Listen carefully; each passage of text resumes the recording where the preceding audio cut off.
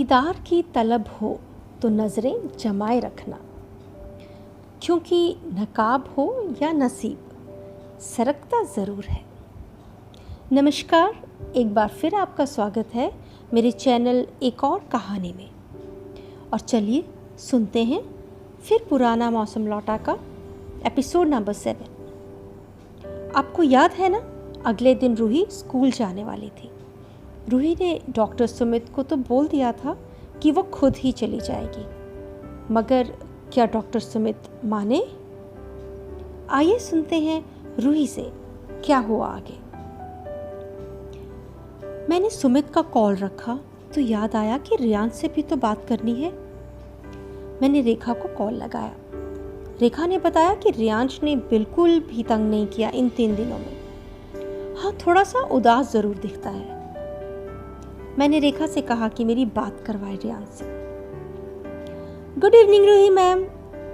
रियांश की आवाज सुनते ही ऐसा लगा जैसे कड़ी धूप में किसी ने घनी छांव कर दी मेरे सर पर। मैं नहीं जानती एक माँ की ममता कैसी होती है, मगर रियांश मुझे हमेशा मेरी ममता का एहसास करा देता था।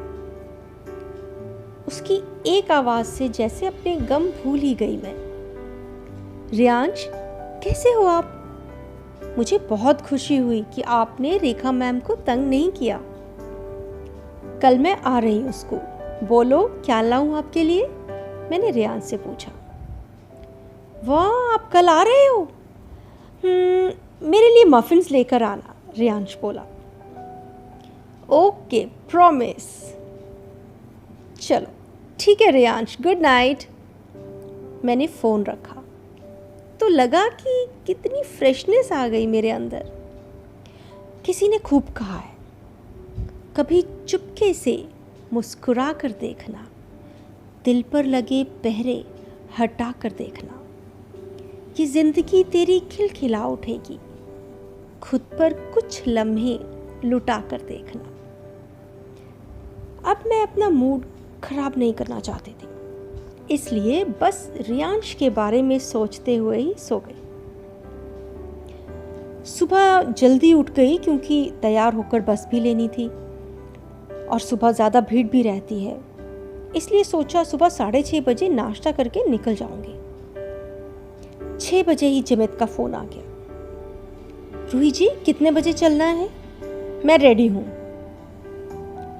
आप जब बोलेंगी मैं पहुंच जाऊंगा। डॉक्टर जिमित, मैंने सुमित से कहा था कि मैं खुद ही चली जाऊंगी। प्लीज आप अपना काम छोड़ के मुझे लेकर जाएंगे तो मुझे बिल्कुल अच्छा नहीं लगेगा, मैंने गुस्से में कहा। रूही जी, आपका छोटा भाई होता तो भी आप यही कहती क्या? मेरी आउटिंग ही सही, जिमित हंसते हुए बोला। मेरे पास कुछ जवाब नहीं था। ठीक है डॉक्टर जिमित, आप 7 बजे तक पहुंच जाइए, मैंने कहा। डॉक्टर जिमित शार्प 7 बजे गेट पर थे। हम 7 बजे स्कूल के लिए निकल गए। डॉक्टर जिमित मुझे कुछ टेढ़ी नजरों से देखकर हंसने लगे। मैंने पूछा, क्या हुआ, ऐसे क्यों मुस्कुरा रहे हो आप? तो बोले, रूही जी, आज आपके चेहरे पे कुछ अलग ही चमक है, बहुत खुश हैं आप, लगता है आपको अपना स्कूल बहुत पसंद है।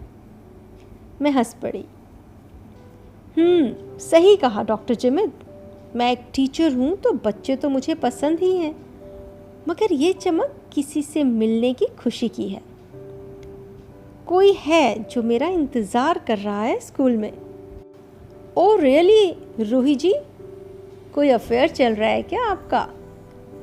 आपके ऊपर तो किसी को भी क्रश हो सकता है, आप हैं ही इतनी स्वीट, डॉक्टर जिमित मुस्कुराते हुए बोले।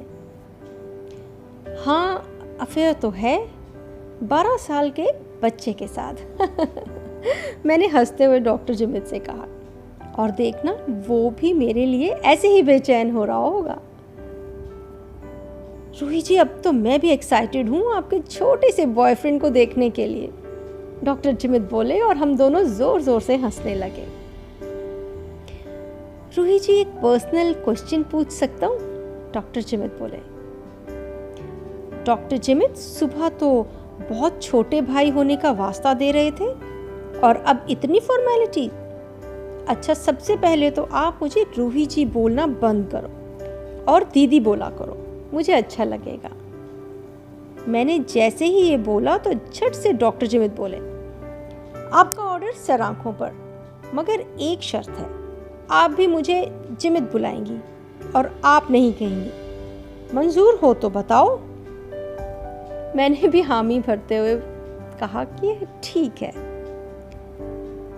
अब पूछो, क्या पर्सनल क्वेश्चन पूछना है? दीदी, आप इतनी सुंदर हैं और इतनी स्वीट हैं, आपने शादी क्यों नहीं की अभी तक? आई एम श्योर लड़कों की कमी तो कभी भी नहीं रही होगी, जिमित ने शरारत भरी मुस्कुराहट के साथ पूछा। मैं मन में कहीं ना कहीं जानती थी कि जिमित यही पूछेगा, इसलिए तैयार थी मैं भी जवाब देने के लिए। जिमित, अगर मैं शादी कर लूंगी तो माँ पापा का ख्याल कैसे रख पाऊंगी? मेरा ये आंसर जिमित को पसंद आया और उसको लॉजिक भी नज़र आ गया इसमें, तो वो मान गया। फिर मैंने पूछा, और तुम बताओ, कौन कौन है तुम्हारे घर में? वैसे तो मैं दिल्ली से हूँ, मगर MBBS करने के बाद न्यू केयर हॉस्पिटल देहरादून में जॉब मिल गई। 3 सालों से यहीं हूँ, मास्टर्स की तैयारी भी कर रहा हूँ। सुमित सर और रूप मैम ने इतना प्यार दिया है कि कभी फैमिली की कमी महसूस ही नहीं हुई। डिनर तो ज़्यादातर उनके घर में ही करता था। ये बोलकर जिमित कुछ चुप सा हो गया और कुछ परेशान लगा। और अब नहीं करते डिनर उनके घर? अब खाना बनाना सीख लिया क्या? मैंने पूछा। नहीं रूही दीदी, जब से सुमित सर और रूप मैम अलग रहने लगे हैं, तब से मैं उनके घर नहीं जाता। जिमित बोला, अलग रहने लगे हैं? क्यों? मैं हैरान थी। मुझे लगा आपको मालूम होगा, आप तो सुमित सर के फ्रेंड हैं ना? जिमित बोला। हाँ, हम फ्रेंड तो हैं, मगर काफी सालों से कोई बातचीत नहीं हुई हमारे बीच। लेकिन कल ही तो वो अपनी वाइफ के बारे में बता रहा था। ऐसा तो कुछ नहीं कहा उसने। क्या डिवोर्स हो गया उनका? मैं हैरान थी और कहीं दुखी भी। सुमित का चेहरा याद आ रहा था। गजब का प्यार था उसकी चमकती आंखों में। महसूस ही ना कर पाई दर्द उसकी सांसों में। तभी डॉक्टर जिमित बोले, नहीं रूही दी, डिवोर्स की तो कोई बात ही नहीं है। सुमित सर तो कभी कभी रूप मैम को उनके घर से पिक एंड ड्रॉप भी करते हैं। उन दोनों के बीच तो सब कुछ सही है, मगर अलग क्यों रहते हैं ये मैं नहीं जानता और पूछ भी तो नहीं सकता ना। दिल बड़ा बेचैन हो गया था और मैं सोच रही थी, बेशक जिंदगी भर का साथ ना मिला हमको, पर दुनिया का सबसे हसीन दोस्त मिला हमको। चाहे दुआ में कभी मांगा था सिर्फ तुमको, पर खुशियां हरदम साथ रही, यही दुआ दी है तुमको। तभी जिमित बोला, रूही दी, अगर आप सुमित सर से बात कर सको तो जरूर करना। काश वो फिर से साथ रहने लगे। हाँ जिमित, जरूर करूंगी, तुम चिंता मत करो, मैंने आह भरते हुए कहा। स्कूल का गेट सामने था। बंसी काका भागते हुए मुझे नमस्ते करने आए और गेट खोल दिया। साइड के छोटे गेट से बच्चे स्कूल में एंटर कर ही रहे थे, तो मैं रियांश को नोटिस नहीं कर पाई, पर जैसे ही बंसी काका ने बड़ा गेट बंद किया तो साइड में रियांश दिखाई दिया। जिमित, वो रहा रियांश, गाड़ी रोको साइड में। मेरे सामने रियांश खड़ा था। आज 4 दिन ही हुए थे उससे दूर, मगर बावरा सा मन खिंचा जाए तेरी ओर, जैसे मैं एक पतंग और तू मेरी डोर। रिश्ता ही क्या है तेरा और मेरा, सागर के 2 किनारे या सांझ और सवेरा। दुनिया हमारे रिश्ते को क्या नाम देती है, तेरे नाम से ही मेरी आंखें नम रहती हैं। क्या माँ बेटे के रिश्ते का और भी है कोई नाम? पैदा ना किया मैया यशोदा ने, पर आज भी कहते उसका ही श्याम। डरती हूँ तेरे बिन कैसे रह पाऊंगी, जो रिश्ता है ही नहीं उसे कैसे निभाऊंगी। बावरा सा मन खिंचा जाए तेरी ओर, जैसे मैं एक पतंग और तू मेरी डोर। गुड मॉर्निंग रूही मैम, भागता हुआ रियांश आया और मुझे हक कर लिया। अब तो नहीं जाओगे ना आप? आपके पापा ठीक हो गए ना? रियांश बड़ी मासूमियत से बोला। मैं बस मुस्कुरा दी। रियांश, आपकी असेंबली का टाइम हो गया है, अब आप जाओ, मैं आपसे बाद में मिलूंगी, ठीक है? आपके मफिन्स भी तो देने हैं, मैंने रियांश से कहा। ओके मैम, बोलकर रियांश असेंबली हॉल की तरफ भागता हुआ निकल गया। जिमित, यहाँ से मसूरी सिर्फ 10 मिनट का रास्ता है, चाहो तो घूम आओ या फिर यहीं स्कूल में भी रुक सकते हो। देखो यहाँ कितना अच्छा वेदर है, तुम थोड़ी देर मेडिटेशन भी कर सकते हो। मैंने मजाक में जिमित से कहा। रूही दी, आप अपना काम पूरा कर लीजिए, मैं यहाँ नेचर को एंजॉय करता हूँ, जिमित बोला। मैं प्रिंसिपल रूम पहुँची तो सर वहीं बैठे थे। मैंने सर से लोन की बात की तो सर ने कहा, रूही, यहाँ स्कूल से तुम्हें 3-4 लाख से ऊपर का लोन नहीं मिल पाएगा, और अगर बैंक में अप्लाई करोगी तो भी तुम्हारी सैलरी स्लिप्स के बेस पर 6-7 लाख से ज़्यादा नहीं, तुम्हें कुछ और इंतज़ाम करना होगा। फिर सर कुछ देर सोचने के बाद बोले, रूही, एक आइडिया है, अगर तुम मान लो तो। बोलिए तो सर, मैंने कहा। रियांश के पेरेंट्स से बात कर लो, वो तुम्हें इजीली इतना अमाउंट दे सकते हैं और दे भी देंगे। सर, दिल्ली जाना पड़ेगा उनसे मिलने, और मेरे लिए बहुत मुश्किल है, इतनी दूर अकेले जाना तो बहुत मुश्किल हो जाएगा सर। नहीं सर, नहीं कर पाऊंगी, मैंने कहा। हालांकि मुझे ये एक अच्छा आइडिया लगा था, मगर मेरे लिए पॉसिबल नहीं था। रूही, तुम रुको, एक बार मुझे उनसे फ़ोन पर बात करने दो, सर ने कहा। वो एक बहुत ही नेक दिल और परोपकारी इंसान है। क्या तुम जानती हो, हर साल हमारे स्कूल एक बड़ी रकम डोनेट करते हैं वो। यही नहीं, इकोनॉमिकली वीकर सेक्शन के 30 बच्चों की फीस रियांश के फादर ही पे करते हैं। मुझे ये सब बताकर सर ने मिस्टर कपूर को कॉल किया। गुड मॉर्निंग मिस्टर कपूर, कैसे हैं आप? प्रिंसिपल सर रियांश के फादर से बात करने लगे। फ़ोन रखते ही मुझे बड़ी खुशी से बताने लगे, रूही, तुम्हारी किस्मत बहुत अच्छी है। मिस्टर कपूर आजकल हरिद्वार में ही हैं। मैं तुम्हें एड्रेस दे देता हूँ उनका, तुम आज ही हरिद्वार चली जाओ, शाम तक वापस भी आ जाओगी।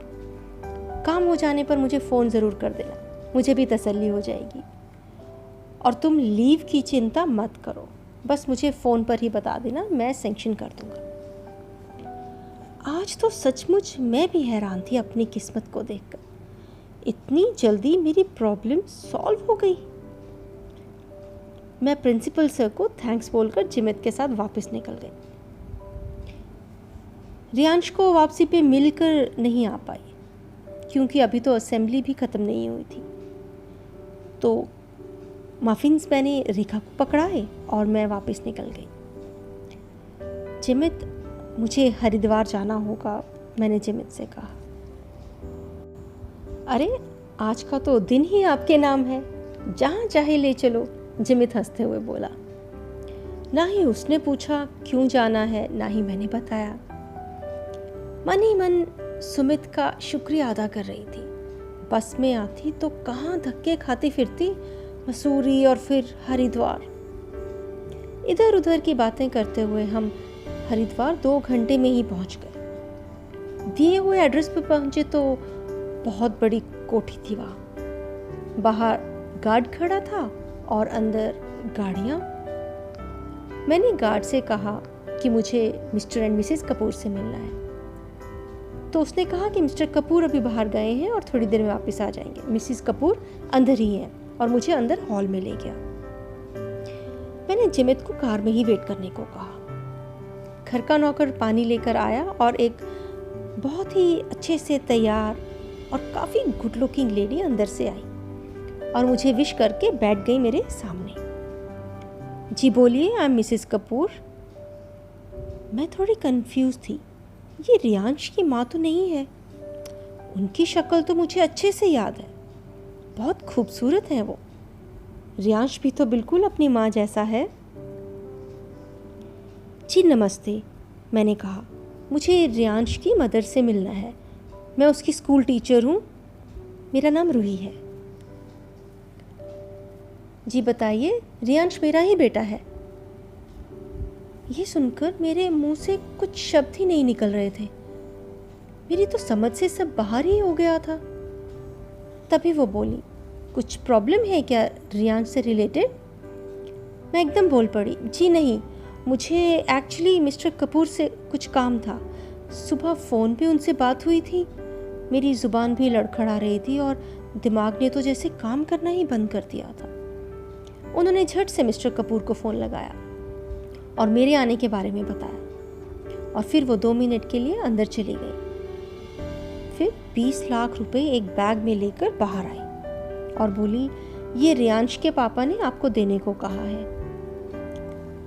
मैं तो वैसे ही पगलाई हुई थी। मैं उठकर खड़ी हो गई और बैग वहीं टेबल पर ही रख दिया और हाथ जोड़कर कहा, मिसेस कपूर आज नहीं चाहिए, मैं फ़ोन कर लूँगी जब ज़रूरत होगी। और जल्दी से बाहर निकल आई। दम घुट रहा था मेरा वहाँ पर। मैं मिस्टर कपूर के आने से पहले ही वहाँ से निकल जाना चाहती थी। एक मिस्ट्री सी खड़ी हो गई थी मेरे सामने। मुझे लगा था रियांश की माँ, जिसकी आंखों में आंसू थे, मुझे आज भी याद है। वो मुझे मिलेंगी और रियांश के बारे में पूछेंगी, खुश होंगी मुझे देखकर। कहाँ गई वो? नहीं चाहिए मुझे कोई पैसे इनसे। झूठी तसल्लियों के सिवा कुछ ना दे सका। मेरी किस्मत का देवता भी शायद गरीब था। क्यों सुमित और उसकी वाइफ अलग रहते हैं और रियांश की माँ कहाँ रहती है, ये हम जानेंगे फिर पुराना मौसम लौटा के एपिसोड नंबर 8 में। तब तक के लिए नमस्कार और आप सबका शुक्रिया मुझे और एक और कहानी को इतना प्यार देने के लिए। Have a nice day.